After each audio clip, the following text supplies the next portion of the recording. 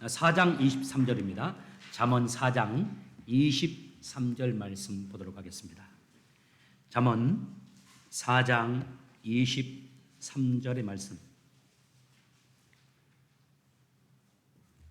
22절과 23절 같이 한번 읽겠습니다. 22절, 23절입니다. 처음부터 끝까지 두 구절밖에 안 되니까 함께 읽습니다. 시작. 내 말은 깨닫는 자에게 생명이 되고 온 몸을 건강하게 해준다. 무엇보다 내 마음을 지켜라. 이는 생명의 근원이 마음에서부터 흘러나오기 때문이다. 23절 다시 한번 읽겠습니다. 시작. 무엇보다 내 마음을 지켜라. 이는 생명의 근원이 마음에서부터 흘러나오기 때문이다. 아멘. 잘 읽으시기 바랍니다. 목사님들의 설교를 여러분들 많이 듣고 계시니까 느낄 겁니다. 목사님들마다 설교를 들어보면 강조하는 부분이 많이 달라요.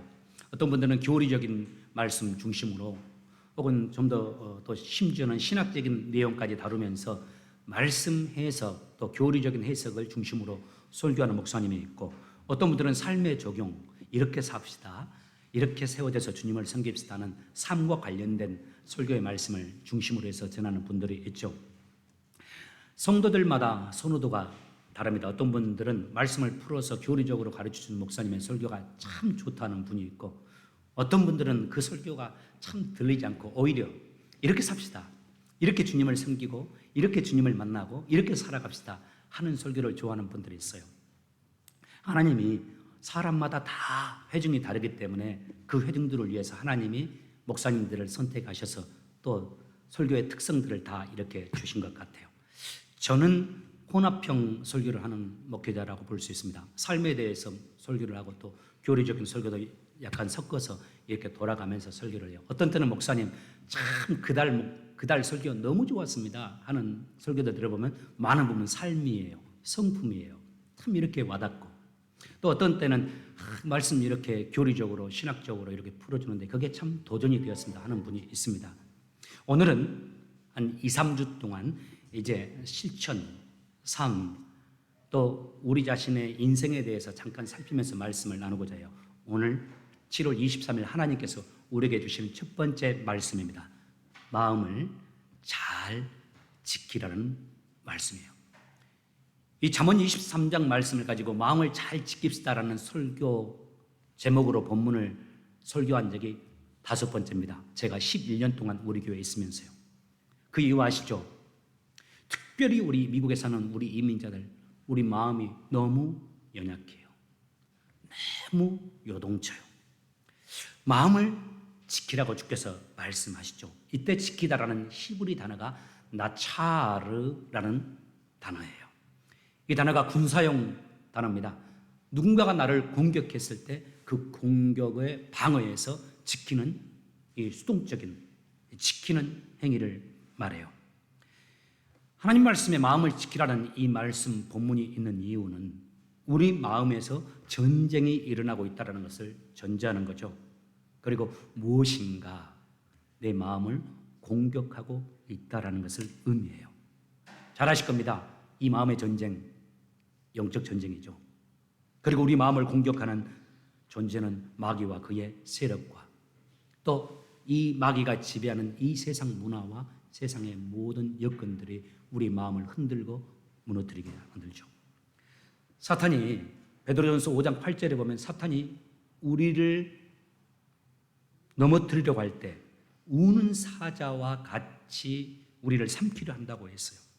여러분, 사탄이 우리를 우는 사자처럼 공격할 때 어떻게 공격합니까? 물론 악마의 모습으로 나타나서 우리를 협박합니까? 무서운 귀신의 모습으로 나타납니까? 전설의 고향처럼? 아니잖아요. 만약 그렇다면 저는 교회에 사람들이 가득 찰 거라고 생각해요. 집에 갔더니 뿔난 사탄이 기다리면서 힘들게 하니까요. 사탄이 보이고 악의 세력이 보이니까요. 그러면 더 우리가 주님께로 나올 겁니다. 더 주님을 의지하려고 할 것이고 믿음 안에서 똑바로 서려고 더 노력할 거예요. 사탄이 그렇게 우리를 공격하지 않습니다. 사탄이 우리를 공격하는 것 우리의 마음을 통해서 공격해요. 우리 마음에 죄악된 생각들을 집어넣어주고 불신앙의 마음들, 교만한 마음들을 집어넣어주죠. 이것이 제약된 생각이 아니라 할 때도 심지어 염려와 걱정할 필요가 없는데 염려하고 심히 불안하도록 우리 마음을 격동시키죠. 이것이 상처받을 일이 아닌데 내 마음속에 과거에 상처받았던 무의식들을 활용해서 누군가의 말 한마디로 인해서 상처를 받게 만듭니다. 하나님의 사랑을 의심하게 만들기도 하고요. 창세기 3장의 사건, 인간이 첫 시험 받는 사건을 설명하죠. 사탄이 하와를 유혹하고 시험하지 않습니까? 오늘날에도 사탄이 우리를 무너뜨리기 위해서 우리에게 접근하고 우리를 흔드는 전형적인 방법입니다. 여러분, 그때 사탄이 썼던 방법 기억하시나요? 뿔난 악마로 나타나 사탄을 유혹했습니까? 하와에게 질병을 주겠다고 협박했습니까? 만약 그랬다면 하와는 넘어지지 않았을 겁니다. 오히려 사탄은 강교하게 하와의 마음을 흔들어 놓았어요. 선악과 먹으면 하나님처럼 될 것이라고 그녀의 마음을 충동질했어요. 하나님의 사랑을 의심하게 만들었고 하나님 앞에 신실하게 살아가고 있는 하와의 이 신실함을 깨뜨려 버렸어요. 오늘날도 사탄은 이렇게 우리들의 감정을 통해서 우리의 마음을 통해서 우리를 공격합니다. 이 감정들을 통해서 우리의 마음을 교묘하게 다스리고 지배하고 흔들어 버려요. 우리 첫 번째 찬양 참 좋은 찬양이잖아요. 이거 한 20년 된 찬양일 겁니다. 여호와 우리 주여 주의 이름이 온 땅에 어찌 그리 아름다운지요. 그러면서 주의 손가락으로 지으신 주의 하늘과 주가 베풀어 주신 달과 별 보오니 그러면서 인자가 무엇이 간데 이렇게 우리를 사랑하십니까? 이런 하늘과 이런 달과 세상을 다 지으시고 우리에게 허락하신 그 사랑. 그런데 이런 찬양을 얼마나 기쁨으로 부를 수 있는데도 누군가는 기쁨으로 부를 수 있고 누군가는 이 찬양이 기쁨이 되지 않아요. 언젠가는 어느 때는 이 찬양을 부르면서 감격하면서 하나님 너무 멋져요. 너무 감사해요. 이렇게 은혜를 베푸셨다니. 이렇게 고백하기도 하지만 때로는 이런 찬양이 아무런 의미가 없어질 수가 있죠. 그 차이 뭡니까? 우리 마음의 차이잖아요. 똑같은 찬양을 놓고서도 우리 마음이 어떤 상태냐에 따라서 내게 주어진 것이 은혜로 가득 찬 것이기도 하고 오히려 아무런 의미가 없고 나를 오히려 슬프게 하는 것일 수도 있잖아요. 그러므로 중요한 거 우리 마음을 지켜야 되는데 이를 위해서 첫 번째 우리가 사탄이 악의 세력이 혹은 악의 문화가 우리의 마음을 흔들 때 그것을 인지할 수 있어야 돼요. 내 마음에 하나님의 기뻐하지 않는 감정들과 생각으로부터 우리를 지켜내기 위해서 우리에게 악한 생각이나 하나님의 기뻐하지 않는 생각이 들어올 때 이것들을 인지할 수 있어야 돼요. 이것을 위해서 제가 한 가지 제시하고 싶어요. 여러분, 우리가 성인이어도 이 노력해야 하고 우리 아이들 양육하는 우리 중고등부 부모님들도 어린아이를 양육하는 분들도 아이들에게 무엇보다 이 일에 집중해서 노력해 줘야 됩니다. 첫 번째입니다. 하나님이 기뻐하지 않는 것들이 인풋되지 않도록 노력해야 돼요. 우리의 삶에 우리 인생을 살아가면서 우리에게 인풋되어진 것들이 있지 않습니까? 그것들이 우리 마음을 형성합니다. 그래서 좋은 것이 인풋되어야만이 우리 마음이 좋고 행복하고 기쁘고 아름답고 주님을 섬길 수 있는 모습이 돼가죠. 이 실천상으로 저는 두 가지를 말씀드리고 싶어요. 첫 번째입니다. 어떤 글이나 매스컴이나 뉴스, 매체들 부정적인 것들, 내 마음이 흔들리는 것들이 내게 인풋되지 않도록 하는 거예요. 이거 세상과 담싸라는 거 아닙니다. TV 보지 말라는 거 아닙니다. 세상 문화를 아예 접하지 말라는 거 아닙니다. 그러나 분별은 해야 된다는 거죠. 당장 재밌다고 해서 당장 좋다고 해서 그것이 내게 유익되는 것은 아닙니다. 얼마나 교묘하게 악한 영의 세력이 세상 문화를 가지고 우리에게 접근하는지 몰라요. 문화를 보면서도 우리가 판단할 수 있어야죠. 한국에 갔더니 이 자꾸 믿음이 흔들리는 사람과 잠깐 이야기를 했는데 들어보니까 온통 세상적인 것에 이분이 너무 많이 노출되어 있는 거예요. 유튜브를 볼 때 보는 것도, 시청하는 것도 참 그런 거 조심해야 됩니다. 여러분들 우리가 이민사회에 사니까 한국 방송들도 보시잖아요. 들었어요, 한국에서. 한국 방송 중에 저는 들어본 적이 없는데 자꾸 이 성적인 내용을 가지고서 진행하는 프로그램이 좀 있다고 그래요. 또 어떤 술자리에서 인생을 논하면서 하는 프로그램들이 있다고 그래요. 여러분 그런 거 보지 마세요. 내 안에 영으로 이렇게 들어옵니다. 사고가 돼서 내 안에 들어온다고요. 매스컴이나 글이나 영화나 이런 것들을 접할 때 내가 혼미게 되지 않도록 스스로 나를 지키는 겁니다. 두 번째, 사람들로부터 이런 부정적인 영향을 받지 않기 위해서 노력해야 돼요. 대신 영적인 사람들, 주님을 신실하게 섬기는 사람들을 가까이 하는 것이 중요합니다. 잠언 22장 24절에 이렇게 말씀하죠. 화풀이 잘하는 사람과 사귀지 말고 성 잘내는 사람과 사귀지 마라. 하나님이 우리를 사회적 존재로 만드셨잖아요. 서로 교제하고 함께 살아가도록 하나님이 만들었어요. 혼자 못 삽니다. 함께 살게, 더불어 살게 만드셨는데, 그런데 왜 하나님이 이런 사람들 사귀지 말라고 하셨을까요? 그 이유가 하반절에 나와요.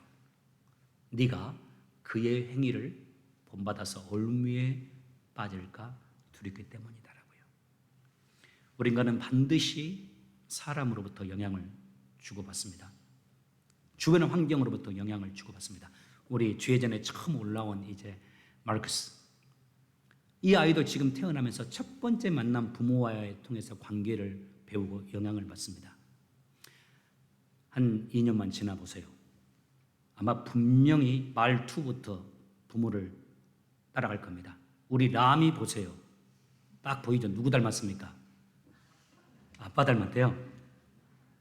다 듣고 보고 배우면서 닮아갑니다. 우리가 만나는 사람들, 지금 여러분 누구를 만나며 삽니까? 우리가 아니라고 그 사람 아니에요. 그분 그렇게 가면 안 돼요. 나 그분 좋아하지 않아요. 라고 말하면서도 어느새 그분과 관계하면 어느새 그분과 동일한 사고를 품게 돼요. 우리는 영적인 존재니까요. 그리고 그의 생각을 어느 사이에 지지하게 되고 그가 가는 길을 나도 선택하며 가고 있어요. 중요한 거, 그래서 하나님이 기뻐하는 신앙인, 하나님이 원하시는 생각과 신앙적인 생각을 가진 사람들과 가까이 하며 교제하는 것이 중요하죠. 선하고 바르고 겸손하고 예의 바르고 긍정적이고 밝은 이들, 말에 절제가 있고 하나님의 은혜가 있는 사람들과 함께하면서 그들과 함께 영향력을 주고받고 사는 것이 중요합니다. 그러면서 우리 마음을 지켜가는 거예요. 오늘 말씀, 첫 번째 말씀의 결론입니다. 악한 것으로부터 마음을 잘 지켜내시는 여러분 그리고 제가 되길 바랍니다. 두 번째, 오늘 우리에게 주신 말씀, 마음을 힘써 가꾸는 겁니다. 악한 것으로부터 우리 마음을 지키는 것뿐만 아니라 한 걸음 더 나아가서 우리 마음을 가꾸면서 가는 거예요. 이 체로키 인디언들 가운데 있는 한 이야기 여러분에게 소개하려고 합니다. 한 노인이 손자에게 인생에 대해서 가르치고 있었어요. 참 이런 문화가 저는 좋아요. 어른이 있어서 아이들에게 인생에 대해서 이렇게 설명해 주는 거예요. 꼰대처럼 그런가? 그것이 아니라 자연스럽게 아이들에게 있잖아, 이런 거 아니야? 이게 참 좋은 거야. 그러면서 어떤 스토리를 전해주면서 아이들에게 영향을 미치는 것. 한 할아버지가 손자에게 인생에 대해서 가르쳐주면서 이렇게 말했어요. 사람의 마음속에는 늘 싸움이 일어난단다. 그 싸움이 너무나 끔찍한 싸움이어서 마치 두 마리 늑대가 싸우는 것과 같단다. 한 마리 늑대는 악한 놈인데 분노, 질투, 탐욕, 교만, 자기 연민, 죄의식, 열등감, 허영을 가진 놈이다. 다른 한 마리 늑대는 선한 늑대인데 기쁨, 평화, 사랑, 희망, 겸손함, 친절함, 여유, 자비를 가진 놈이다. 이 두 늑대의 싸움이 이 할아버지 안에서도, 그리고 네 안에서도, 그리고 세상에 있는 모든 사람들 마음 가운데서 이 두 늑대의 싸움이 일어나고 있단다. 그 할아버지 말씀을 듣고 있었던 손자가 물었어요. 할아버지, 그러면 이 두 늑대가 싸우는데 어떤 늑대가 이기나요? 여러분, 어떤 늑대가 이길까요? 할아버지가 이렇게 말했다고 그래요. 네가 먹이를 주는 놈이 이긴단다. 이 이야기 우리에게 두 가지 교훈을 주죠. 첫 번째, 우리 마음에는 선한 것과 악한 것이 함께 존재한다는 거예요. 로마서 8장에 보면 육체의 소욕과 영의 소욕이죠. 육체의 마음과 영의 마음이에요. 이곳에 앉아있는 여러분 다 선한 것 같으면 악한 마음이 있잖아요. 말씀을 전하는 저에게도 이 악한 마음이 있어서 저도 얼마나 힘든지는 몰라요. 이 두 가지 마음이 다 있습니다. 두 번째 교훈, 우리 스스로가 마음이 선하고 아름다움이 마음으로 자리잡을 수 있도록 우리 마음을 도와줘야 한다는 겁니다. 먹이를 줘야 하는데 선한 마음에게 먹이를 줘야 한다고요. 내 마음이 건강하도록 우리 마음을 하나님의 은혜로 채우고 하나님이 기뻐하는 우리 마음으로 잘 가꾸어 나가야 됩니다. 이를 위해서 반드시 제가 여러분에게 실천했으면 하는 사항을 말씀드리고 싶어요. 여러분, 아무리 바빠도 자신의 마음을 들여다보고 성찰할 수 있는 시간을 꼭 가져보기 바랍니다. 매일 가지면 좋고요. 안 되면 일주일에 한 번이라도 내 마음을 한번 들여다보세요. 제3자가 되어서 괜찮은가? 건강한가? 내 마음에 미움의 마음이 들었을 때 내가 왜 미워하는 걸까? 그 사람이 내게 이렇게 말한 것은 진짜 나를 미워해서 한 것이 아닐 텐데 나는 왜 이렇게 내 마음은 힘들고 어려울까? 그 사람이 나를 미워서 그렇게 말하기보다는 실수일 수 있는데 내 남편과 아내의 관계 속에서 이루어진 모든 것들도 그렇게 생각해 보는 거죠.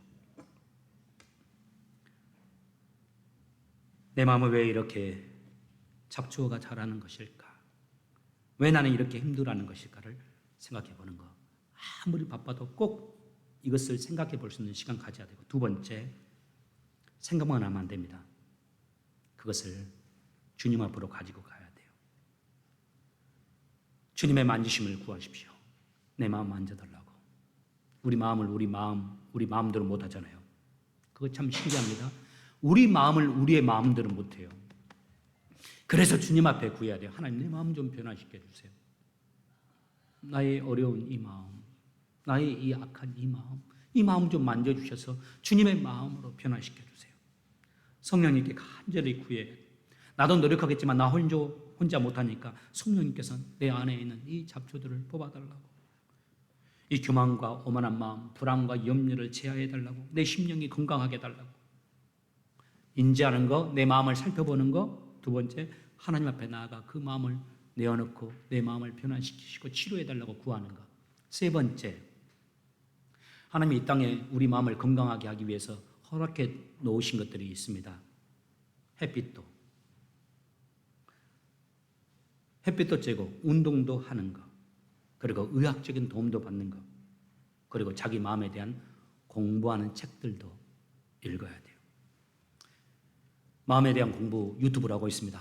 안 하는 것보단 나아요. 근데 여러분, 그것도 조금 조심할 필요가 있습니다. 유튜브는 내가 보고 싶은 것만 보거든요. 지난주 강의를 좀 들었는데 우리 마음의 전문가가 그런 말을 했어요. 건강하고 싶은가? 제때에 잠을 자고 제때에 일어나고 싶은가? 첫 번째, 당신이 버리고 멀리해야 될 것이다. 핸드폰이라고 그래요.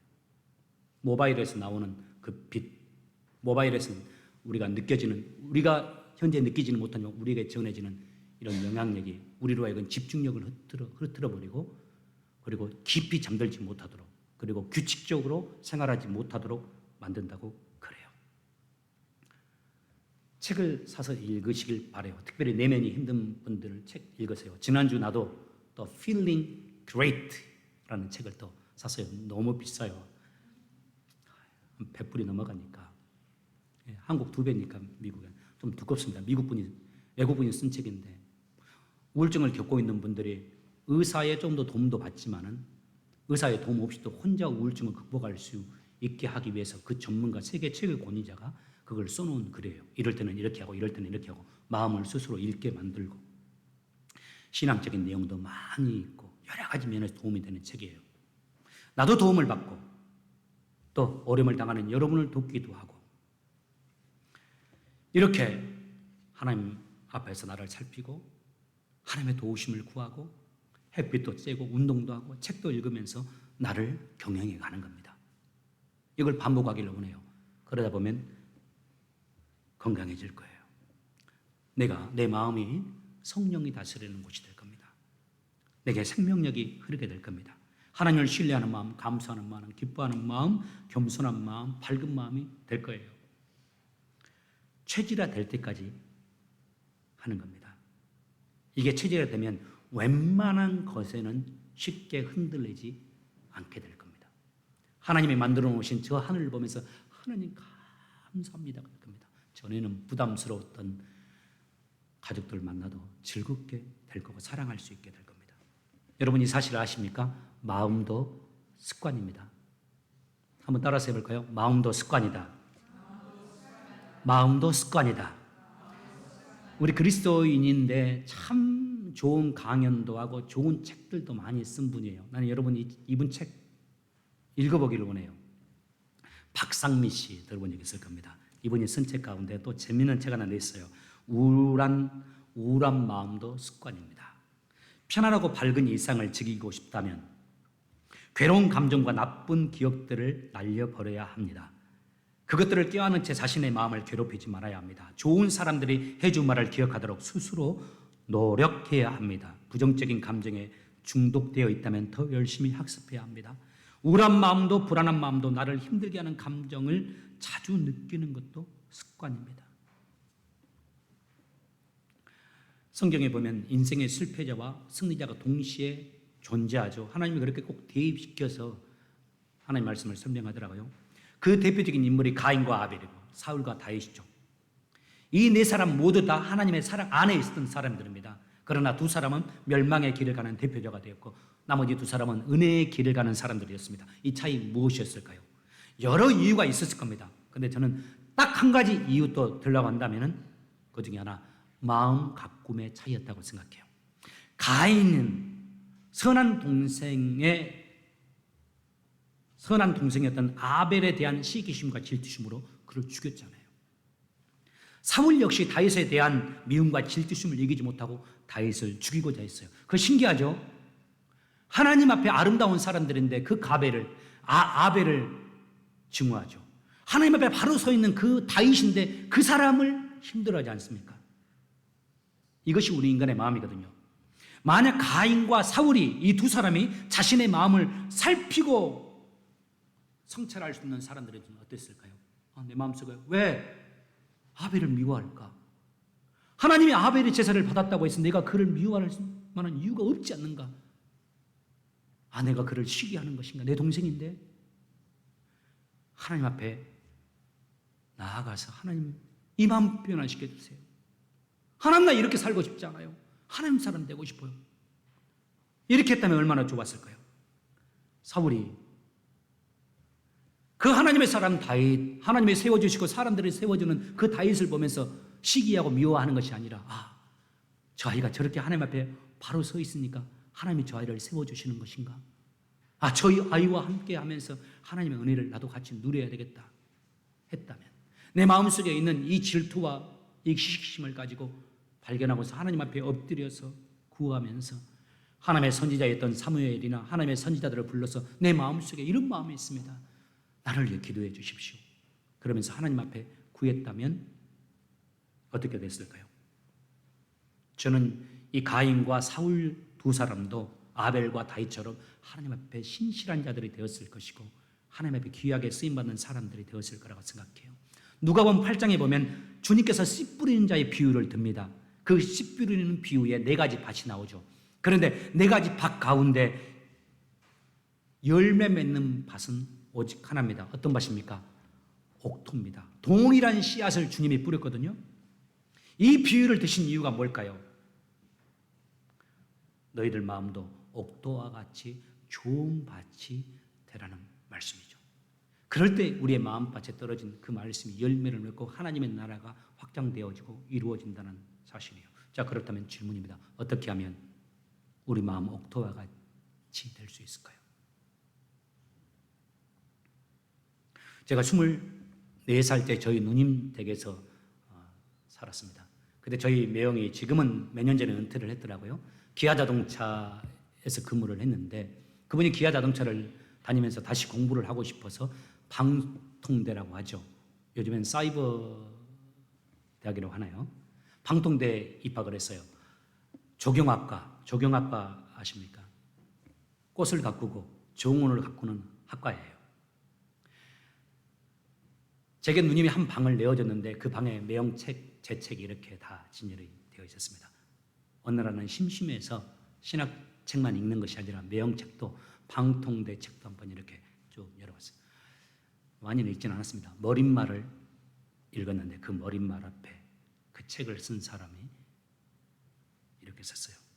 아름다운 정원과 그렇지 못한 정원의 차이는 무엇일까요? 향기나는 꽃밭과 좋은 꽃밭과 그렇지 못한 꽃밭의 차이는 무엇일까요? 단 한 가지의 차이입니다. 그것을 가꾸냐 가꾸지 않느냐의 차이입니다. 똑같은 나무와 똑같은 꽃이 심겨져 있는 정원과 꽃밭이라 할지라도 가꾸냐 가꾸지 않느냐의 차이에 의해서 그 꽃밭은 그 정원은 완전히 달라집니다. 저는 여러분 우리 마음이 마치 정원과 같다고 생각해요. 우리 모두가 다 마음의 정원들을 다 하나씩 갖고 있습니다. 하나님께서 우리에게 주신 가장 귀한 선물 마음입니다.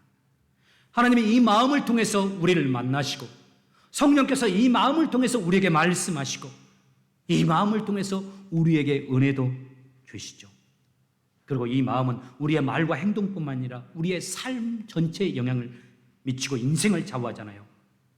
그런데 이 마음 오늘날 어떻습니까? 여러분에게 질문하고 싶어요. 여러분의 마음의 정원은 어떻습니까? 여러분 주의 이름으로 축복합니다. 여러분의 마음 잘 가꾸시길 바랍니다. 하나님이 주인 되어서 성령님이 운행하시면서 나를 완전히 마음을 다스리며 하나님의 은혜가 있는 마음이 되길 바랍니다. 딱 한 가지 소개하고 말씀 마치고자 합니다. 어렸을 때 저를 영적으로 지도해 줬던 조민호 목사님, 지금 선교사로 인생을 사시다가 저희 어렸을 때는 나주에서 목회하시다가 중국에 가서 한 20년 선교사를 하시다가 지금은 섬마을에 가서 또 목회를 하고 계세요. 그분이 전해주었던 정말 주옥과 같은 말씀들이었는데 그 중에 하나, 제가 신학을 한다고 하면서 신학을 시작했을 때 저게 전해주신 말씀입니다. 네 마음의 저수지에 은혜의 강물이 늘 고여있도록 해라. 마음의 저수지에 은혜의 강물이 고여있을 때 그 은혜의 강물을 성도들에게 떠줄 수 있는 것이라고. 마찬가지입니다. 우리의 가정에 은혜의 강물이 필요하죠. 우리의 심령에 은혜의 강물이 머물 때 우리 가정으로 은혜를 나누어 줄 수 있고 아이들에게 생명을 나누어 줄 수 있는 겁니다. 여러분 마음 잘 가꾸시고 여러분의 마음에 은혜의 강물, 생명의 은혜가 늘 가득 찬 여러분의 마음과 여러분의 인생 되시길 주의 이름으로 축복합니다. 하나님 아버지, 저희들 마음 잘 기경할 수 있도록 우리에게 은혜를 주옵소서. 성령님, 저희들의 마음을 기경해 주십시오. 성령님, 저희들의 마음을 갈아엎어 주시고 주님 거하시기에 좋은 우리의 마음이 되게 하여 주시고 아름답고 선하고 기쁘고 밝고 하나님의 은혜가 넘치는 우리의 마음으로 하나님 가꾸어 주옵소서. 감사하며 예수님의 이름으로 기도합니다.